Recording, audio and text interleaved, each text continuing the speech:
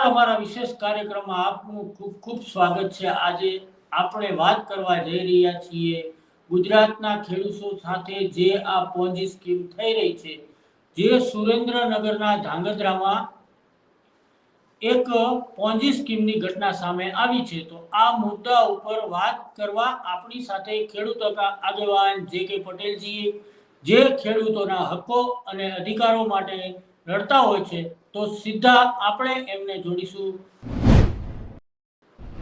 જે.કે. પટેલજી, અમારા મંચ ઉપર આપનું ખૂબ ખૂબ સ્વાગત છે। જી, આપનો ખૂબ ખૂબ ધન્યવાદ કે ગામડાની વાતને આગળ વધારવાની અને જે ખેડૂતોની અને ગામડાના પ્રજા ઉપર જે અત્યારે દુઃખદ પરિસ્થિતિ છે એમાં મદદરૂપ થવા બદલ। તો આપણે જ્યારે ખેડૂતોના હકો અને અધિકારોની વાત કરવાની છે, તો જે.કે. પટેલજી, મારો તમને પહેલો સવાલ એવો છે કે પાલનપુરની કોઈ પણ બોગસ કંપનીએ કઈ રીતે સુરેન્દ્રનગરના ખેડૂત પરિવારોને છેતરી શકે છે, તો આખો સ્કેમ કેવી રીતે બહાર આવ્યો છે? ખરેખર તો 6 વર્ષથી આ 6-7 વર્ષથી આ કંપની કામ કરતી હતી, પરંતુ ગામડામાં અને બહેનોને, ખાસ કરી બહેનોને ટાર્ગેટ કરતી હતી અને 6 વર્ષે રૂપિયા પાછા આવશે, એમાં વળતરની એટલી મોટી જોગવાઈ નહોતી। આ બધા લોકો એવું માને કે વળતરની લાલચમાં ગામડાના લોકો પોરવાઈ ગયા, પરંતુ પોરવાવાનું સૌથી મોટું સચોટ કારણ એ કંપની ઉપરનું એક લખાણ હતું। પ્રસિદ્ધિ નિર્માણ કંપની એક સરસ શબ્દ વાપરતી હતી અને એની ઉપર એ લખતી હતી કે આ under agriculture ministry government of India. એટલે ગામડાના લોકો એવું વિચાર્યું કે એગ્રીકલ્ચરના વિકાસ અર્થે આપણી જમીન આપણા માટે અને ખેતી અને એને ઉપયોગી આ સરકાર સાથે જોડાયેલું કોઈ સાહસ હશે। આપણે અત્યારે માની લો સરદાર સરોવર નર્મદા નિગમ હોય તેમાં લખાયેલું હોય, પણ બધા નાના નાના શબ્દોને બધા અલગ અલગ રીતે એટલા ગુજરાતની ભોળી જનતા સમજી શકે એવી નથી। પ્રસિદ્ધ નિર્માણ કંપનીના દરેક ડોક્યુમેન્ટ્સ ઉપર લખેલું છે કે under ministry of agriculture government of India. એના લીધે બહેનોએ એવું વિચાર્યું કે થોડી ઘણી બચત કરીએ, જેથી ખરાબ વર્ષ આવે સમયસર। અત્યારે જ માની લ્યો કે કેટલાય મહિનાથી સર્વે થયું છે અને સર્વે થયું હોય ને સરકારનું વળતર ટાઈમે ના આવ્યું હોય તો ઘરે ખાતર બાતર લેવામાં બચત કરેલી તો રૂપિયા કામમાં આવે, આ આશય સાથે બચત કરેલું। પરંતુ કોને ખબર કે આ કંપની એક દિવસ કાર્ડ બનશે। ઘણી બધી વખત એવું બને છે કે લોકો સારા આશય સાથે જોડાણા હોય, પરંતુ ક્યારેય માં સીતાને જેવી રીતે ખબર નથી કે આ ઋષિના રૂપમાં રાવણ આવેલો છે અને માં સીતા ભોળવાઈ ગયા, એવી રીતે અમારા ગામની બહેનો અને માતૃશક્તિ ભોળવાઈ ગઈ। તો કેવી મોડસ ઓપરેટિંગ તો આવા લેભાગુ તત્વો ગામડાઓમાં લોકોને મૂર્ખ બનાવે છે? ખરેખર તો ઘણી બધી વખત અત્યારે તો હાસ્યાસ્પદ કેવું લાગે છે કે દિલીપભાઈ, મારી વાત અજુકતી થોડી લાગશે, પરંતુ મને તો ક્યાંક ને ક્યાંક અત્યારે આ મોટું ષડયંત્ર હોય કે છેલ્લા 8 વર્ષથી દરેક કાગળ ઉપર under agriculture ministry government of India લખાતું હોય અને તોય સત્તા 8 વર્ષથી કોઈના ધ્યાનમાં આવે નહીં એવું બની ના શકે।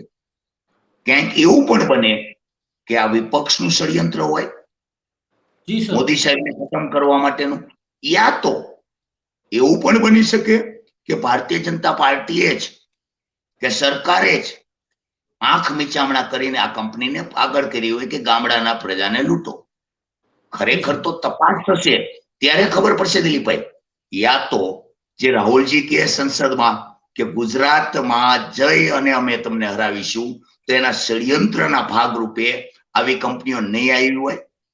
બે વસ્તુ છે, જો કાં તો વિપક્ષનો સહકાર હોય કાં તો સત્તા પક્ષનો સહકાર હોય, પરંતુ આ બાબતને ગામડાની પ્રજા ભોળી, મૂર્ખ, ડફોડ આવા શબ્દોથી ઘણા બધા મીડિયાના મિત્રો વાત કરતા હોય કે લાલચુ હોય ત્યાં લે ભાગું ના રે. અરે શેર બજારમાં ઇન્વેસ્ટમેન્ટ કરે એ ઇન્વેસ્ટર, શેર બજારમાં ઇન્વેસ્ટ કરે તો ઇન્વેસ્ટર. તો ગામડાના લોકો તો આવું વારંવાર પોસ્ટની નાની બચત હોય, ઇન્દિરા બોન્ડ હોય, ઇન્દિરા આવાસમાં હોય, આપણે નર્મદા નિગમના પણ બોન્ડો ભરેલા ગામડાની પ્રજાએ કે આપણે નર્મદાના પેલામાં આપણે બોન્ડ ભરીએ તો જેથી વિકાસના કાર્ય થઈ શકે. આમાં under agriculture ministry government of India લખેલું હતું. એટલે શંકા આમાં તો આપણે વિચારીએ કે આ તો સારું છે કે હજુ કેન્દ્ર સરકારે કે આ સંબિત પાત્રાજી જેવા કોઈ પ્રવક્તા એવું ના કીધું કે રશિયાનો હાથે કે ચાઇનાનો હાથે, પણ બાકી આમાં હાથ બહુ મોટો છે. તો લોકો કેમ આવી બોગસ સ્કીમમાં ફસાઈ જાય છે અને લોકો ફસાય નહીં તે જોવાની કામગીરી રાજ્ય સરકારની છે, તો સરકાર ક્યાં સુધી ઊંઘતી રહેશે? ઊંઘતી है કે જાગતા પલારે है એ નક્કી કોણ કરશે? સરકાર જ્યાં સુધી ખુલ્લીને ના આવે ત્યાં સુધી આપણે કશું જ ના કહી શકાય. કારણ કે ઘણી બધી વખત આપણે ગામડામાં એક કહેવત છે અમારે કે સાલું જાગતા પલાળે, એટલે પોતે પોતાની રીતે જાગૃત અવસ્થામાં પોતાના પાટલુંમાં પેશાબ કરી લે અને પછી ગામ આખાને કહે કે ભાઈ તારા પેન્ટમાં વાસ આવે છે. એટલે આવું પણ સરકાર કરતી હોઈ શકે. ખરેખર તો પ્રમાણિકતાથી સરકાર કેટલી આમાં પારદર્શકતાથી કામ કરે છે, લોકોને કેટલો ન્યાય અપાવરાવે. જો ન્યાય અપાવરાવશે તો એ ઊંઘમાં હતી, અને જો ન્યાય ના મળે તો માની લેવાનું કે સરકાર જાગતા પલાળતી હતી. એટલે આમાં જે અત્યારે તો આપણે દિલીપભાઈ આપણે બંને તો શંકા જ કરી શકીએ અને આપણે લોકોનો અવાજ પ્રજાની સામે લાવી શકીએ કે જેથી કોઈ લોકો છેતરાય નહીં. પરંતુ છેતરનાર, માની લો ઘણી બધી યોજનામાં અત્યારે નર્મદા નિગમની મારે નોટિસ આવી હતી, એમાં પણ લખ્યું હતું કે ગુજરાત સરકારનું સાહસ, એટલે આમાં અંગ્રેજીમાં લખ્યું હતું. એટલે આવી રીતે આવ્યું હોય ત્યારે ખરેખર પ્રસિદ્ધિ નિર્માણ કંપનીમાં તો સરકારે ખુદે, કેન્દ્ર સરકારે પણ આમાં ધ્યાન આપવાની જરૂરિયાત છે કે મોદી સાહેબના ગુજરાતમાં વૈશ્વિક ઓળખ ઉપર જયારે મોદી સાહેબ વિશ્વગુરુ બનવા નીકળ્યા હોય ત્યારે કોઈ આવા ગુરુ ઘંટાલ આવા વિશ્વગુરુના ગળે ઘંટ બાંધી જાય અને એ જો ઘંટ ખખડાવી ના એકાય તો આ શિવજીનો ઘંટ માનીને પ્રસાદીનો ના ગણી શકાય. જી સર. તો આવી રીતે ખેડૂતો અને ગ્રામ્ય વિસ્તારોમાં લોકો ન ફસાય તે માટે શું કરશો? ખરેખર તો આવી કોઈ પણ યોજના આવે તો ગામમાં બધા ભણેલા નથી હોતા, પણ કોઈ ભણેલ ગણેલને અને એવા લોકોને પૂછવું પડે કે આ કંપનીનું રજીસ્ટર શું છે એ તપાસી લ્યો અને આ બધી જ પરિસ્થિતિને ધ્યાનમાં લઈ અને દિલીપભાઈ કંપનીની પહેલી પ્રોફાઇલ ચેક કરાવરાવી જોઈએ. પણ અત્યારે શેલ કંપનીઓ આપણા બે મોટા ઉદ્યોગપતિની દયાથી બની જાય છે, તો આમાં ગામડાની પ્રજા નહીં ભોળવાય એના માટે પણ ખરેખર ગામડાની પ્રજા કે શહેરની પ્રજા જાગૃત રહેવાથી કઈ નહીં થાય. ખરેખર તો આપણી સરકારે હવે જાગૃત રહેવાની જરૂરિયાત છે કે કોઈ પણ કંપની આવે તો એના આશય અને એને જાણ્યા વગર કઈ ના થાય. 8 વર્ષ સુધી જે કંપની ચાલુ રહે, 8 વર્ષ સુધી જે કંપની ચાલુ રહે, જેના એક ડોક્યુમેન્ટ્સ ઉપર government agriculture ministry government of India લખાયેલું રહે અને સરકારને ધ્યાનમાં ના આવે, ત્યારે હવે મને નવાઈ નથી લાગતી કે બોગસ કચેરીઓ, બોગસ અધિકારીઓ, આ તો બોગસ મિનિસ્ટ્રી પણ હવે ઊભી થવાની શક્યતા લાગી રહી છે. એટલે ખરેખર તો જાગૃત અવસ્થામાં સરકારે બનવાની જરૂરિયાત છે. સાચી વાત છે. તો શું આના માટે કોઈ પોલીસ ફરિયાદ થઈ શકે? જે તે મને જાણવા મળ્યું એ પ્રમાણે એક વખત 6ઠા મહિનામાં ધાંગધ્રા શહેર પોલીસમાં પણ ફરિયાદ થયેલી છે. પછી 9મા મહિનામાં ગાંધીનગર સીઆઈડી ક્રાઇમે એફઆઈઆર દર્જ કરેલી છે 9મા મહિનામાં, અને અત્યારે તપાસ ચાલે છે. આપણે જોઈએ કે તપાસ ક્યારે થાય. વર્ષો પહેલા જે આપણે ઘણી વખત દિલીપભાઈ જોક્સમાં કહીએ એવી રીતની આમાં તપાસ ન થાય અને સાચા માણસોને સજા થાય. ઘણીવાર આપણે ગામડામાં નાના નાના બહુ ટૂચકા જોક્સો હાલતા હોય અમારા દિલીપભાઈ. એટલે એક જોક્સ હમણે મને આ બાબતમાં એક કીધો અને કે છે કે ભાઈ તમને ખબર શું કે એક જંગલમાં કે ગુજરાત પોલીસ કે આવું ના બોલવું જોઈએ. ખરેખર ગુજરાત પોલીસ બહુ સારી છે, ગમે એને પકડી લે, ગમે ત્યાં બુલડોઝર ફેરવીએ કે પણ આ જોક છે એટલે કોઈને માઠું ના લગાડે, નહીં તો એફઆર ફાટી જાય આમાં તો દિલીપભાઈ. જંગલમાં કે હાથીને પકડવા આવે હે, ભેંસો દોડતી જતી હતી એટલે વાંદરાએ પૂછ્યું, અરે કે યાર કે ભેંસો તમે કેમ ભાગો? કે એ તો હાથીને પકડવા આવે. એટલે કે ભાઈ તને નથી ખબર કે જ્યારે આ બધું થતા થતા લાંબુ થાય કે હું હાથી નથી ભેંસ છું, ત્યાં લગીમાં મારી જીવન પૂરું થઈ જાય. વાંદરોય ભાગી ગયો. એટલે આ પરિસ્થિતિમાં ફાસ્ટ ટ્રેકમાં કેસ દાખલ થાય અને તાત્કાલિક હજુ રિયલ લેવલે તો મને તપાસ નથી લાગતી, કારણ કે રિયલ લેવલે તપાસ થાય તો એના ડિરેક્ટર બોડી, એના એજન્ટો, આ બધા એના પૂછપરછ થવી જોઈએ. કોણ કોણ રોકાણકાર હે.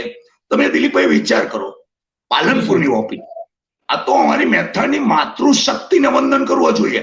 ખરેખર મેથાણની જનતાને વંદન કરવો જોઈએ કે જ્યાં સ્ત્રી શક્તિ ખુલ્લીને બોલી શકે. છેતરાણા ઘણા એ મૂર્ખ કહેવાય છે, જજ હજુ બોલતા નથી. છેતરાણા એમને ખબર પડી ગઈ કે હા મેં છેતરાણા. એ માતૃશક્તિએ ગુજરાતના દરેક બહેનો હજુ બચી જાય એના માટેની કોશિશ કરી, પરંતુ તોય શું, ક્યાં હજુ એના એજન્ટોની નથી ધરપકડ થઈ, એની તપાસ નથી થઈ, તો કેવી રીતે ખબર પડશે?